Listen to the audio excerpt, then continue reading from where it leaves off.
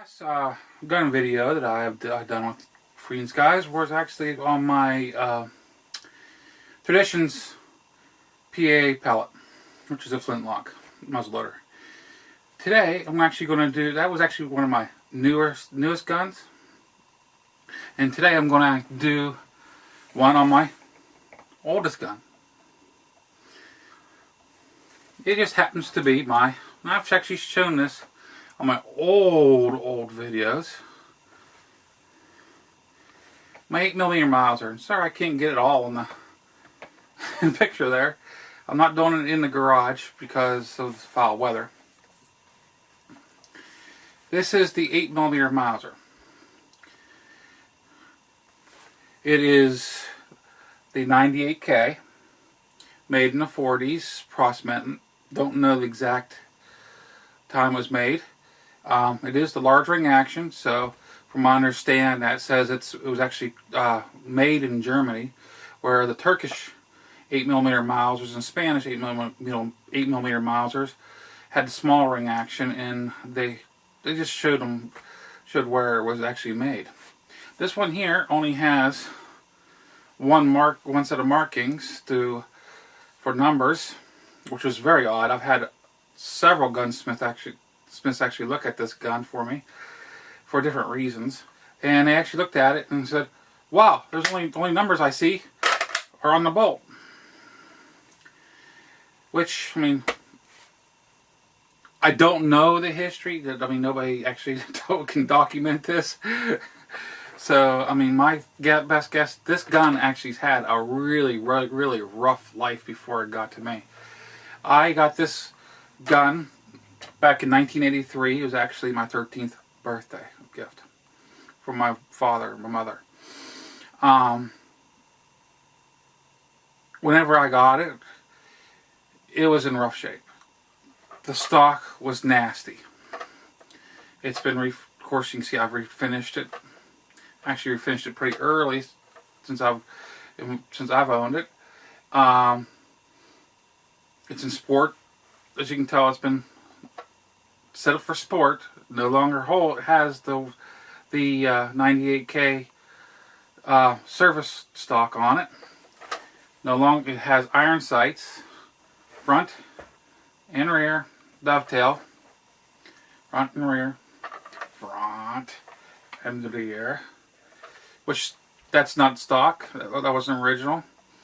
The bluing is pretty well worn off. What you see here is actually a cold blue that was put on it. Which you still, if you're able to look at it really closely, you can still see here's bits and pieces of the original bluing on it. And I mean, the person who did it just basically blued over everything, didn't strip it down very well or anything. Which, I mean, like I said, the gun did not have a happy life before I got it. Actually, the front sight, as you can see right there, wasn't even on the gun whenever I got it. Whenever I first got it, there was no front sight on it. The front sight was knocked off. The past owner actually had a sight tack welded on, which was nasty. And that kind of messed up the barrel a little bit. And I've had a few gunsmiths actually look at this barrel to make sure it was sound. Nothing was wrong with it. And actually, it was so in bad shape whenever I got it, you couldn't hardly see any riflings. Now they stand nice and proud. It's just the guy just never took care of it, which was a shame. It was something. I mean, this is actually a piece of history as far as the action goes. And I mean, the barrel, even though it's been modified, it's actually a piece of history. Of course, being put to sport, it don't work too well. Funny story behind, well, not really funny, an interesting story was behind this whenever I first got it. I seen it, a relative brought it to my father's attention, it was up for sale, and my dad looked at it and he said, you know what, you don't have a deer rifle. And I've always used this shotgun with pumpkin balls, and he said, well, Mike, you don't have a deer rifle, it might be time for you to get a rifle. By that time I was already hunting for a year. And I said, well, I like it. I like that gun. I like the looks. of it. And I mean, even with the repairs, I figured take it to a gunsmith and have whatever needs to be done. If nothing else, shorten the barrel a little bit, because the barrel does look like it has a bulge in it. It's not a, it's kind of a build up on the metal. It's not really a bulge because it doesn't. It's not done in the inside. From what I understand, that's what the gunsmith, a couple gunsmiths was telling me. And if there was nothing else, cut the barrel off, have it recrowned, put a sight on it. I mean, we can make it usable. And I liked it, so he got it at a reasonable price. Well, we just got it back from the gunsmith, putting the front sight on it, and there was a blow up about that also, but I'm not going to get into that in this video. But anyway,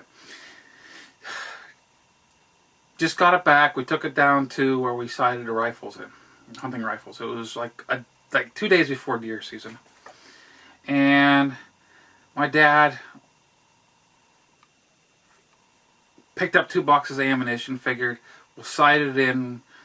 He'll take it sighted in because we both shoot very similar. He knew what he was doing. I was only a teenager.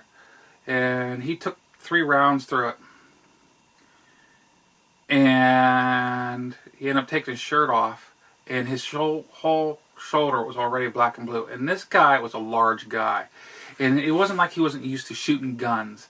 He actually held several marksmanship medals for several different ranges doing while he was in the Marines. And I don't know what happened that day, but I mean, he looked at me and said, I don't know if I want you to have this particular gun. I asked him why. I said, well, look. And he showed me his shoulder. He said, it might be just too much. Might just kick too much, too hard.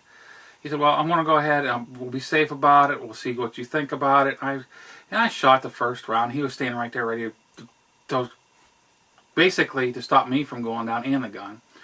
And nothing happened. No big deal.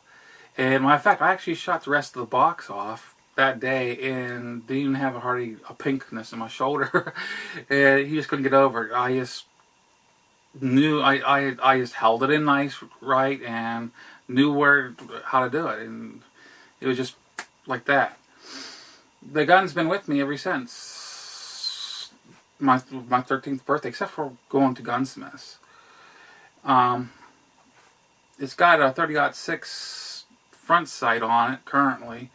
I'm thinking about changing the sight out, the front and back sights out, to something that has more of the, what they call the day glow, the tubes. Make it a little bit easier to see in my old eyes. I mean, they're already changed out anyway, it's not going to hurt it. And I'm thinking, well, first place, I haven't shot it for 7-8 years now, I believe. And the reason for that is the cost of the ammunition. In my area, the ammunition is very hard to find for this. I can order it online. And I've seen reasonably low prices online, but whenever I go to get it, it's always out of stock. The last box of ammunition I bought for this thing was about 7, might be even 8 years ago, and I paid $45 for a box. I actually was able to find somebody that had a box of a dealer that had a box of ammunition, and they wanted $60 for a box. That's only for 20 rounds. If you figure that out, I mean, what that is, $3 a round. That is unheard of in my eyes. That's ridiculous. I have another gun. Whenever I get back into hunting, I will be using mainly. I do have most of a box for this, and I will be taking it out. If I get back into hunting, this will be going out with me occasionally, because you only need 1 round, really. But yeah, you just don't want to shoot very often to have fun. And this is a fun gun to shoot. A very fun gun to shoot. Holds 5 rounds. The safety is, if you don't know, is a 3-position safety. It's on fire.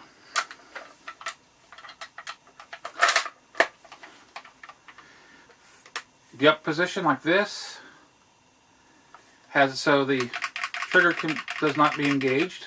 You can open the bolt. Full right, still trigger's not engaged, but the bolt is locked.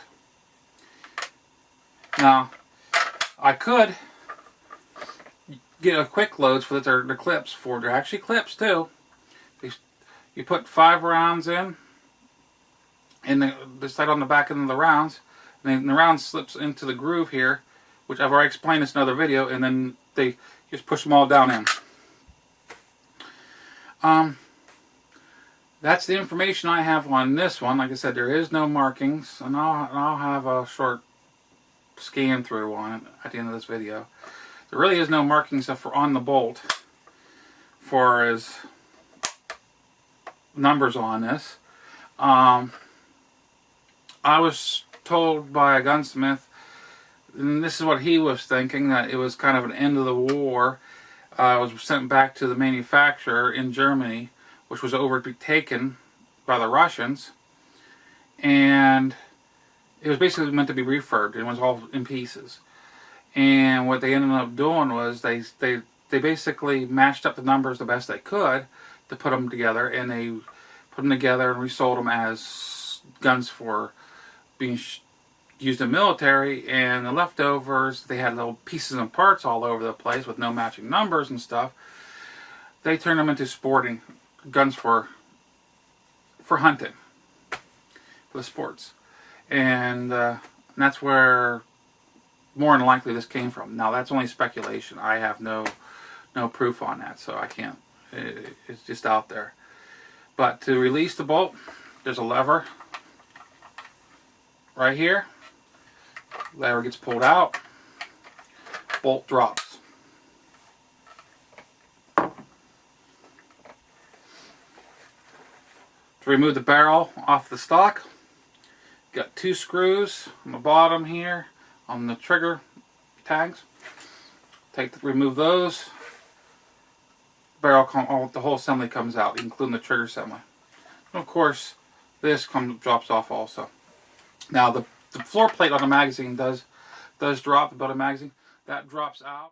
If from what I understand, you can actually buy a 20 round external magazine that clips up on it. They're called a trench magazine. I've never seen one. Except for on one guy on YouTube has it. And to be honest with you, he said he paid like $40, $45, which, I mean, 20 plus 5, that would really, it wouldn't be too bad. But it's a bolt action. I mean, you don't want. Could it be used for defense, self-defense? Yeah, it could be long range. And this is a flat shooter. It's a far flat shooter.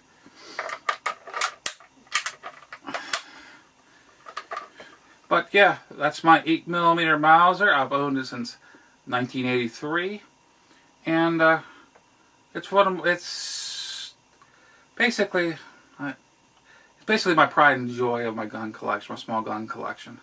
I mean, I've had this one the longest.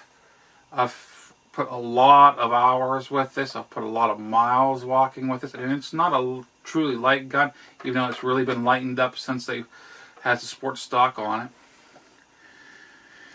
And another thing is, I've actually met people with Mausers, 8mm guns. They actually 2 of them actually was a Mauser. One was Turkish, and the other one was the large ring action. Both were sported out, and the other ones were just Remington 8mm. But yet, we would trade guns at the range to see what we thought about each other's, and they couldn't get over the kick on this thing. And after trying theirs, I can understand it. I can really understand it. It's like, for some reason, this is a mule. And they said it just must be possessed and has an attitude or something. But, this is MuzzleMike. I hope you enjoy. I'm going to have a scan through. Hopefully it'll come out alright with the lighting. Hope you enjoyed this video. Have a great day.